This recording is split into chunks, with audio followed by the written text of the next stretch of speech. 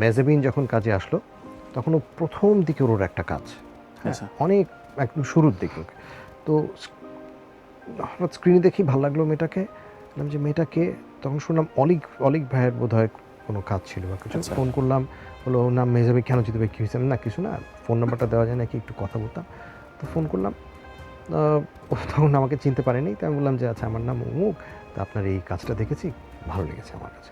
আচ্ছা, এটা হচ্ছে কি আপনি কাজ ভালো করেছেন বা আপনি সাংবাদিকতা ভালো করেন, আপনার সাংবাদিকতা সুন্দর, ভাই ভালো লেগেছে সেটার জন্য। কিন্তু আমি এটা বলি নাই যে আমি আপনার সাথে পরের কাজটা করতে চাই। কেন বলি নাই? কেন সাই কেন আপনি?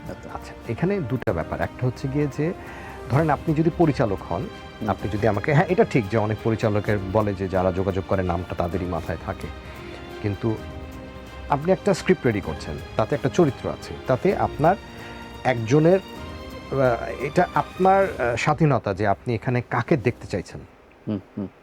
আমি যদি বারবার পোক করি, আমি যদি ওই চরিত্রটার সাথে না যাই, তাহলে তো এটার কোনো অর্থ হয় না।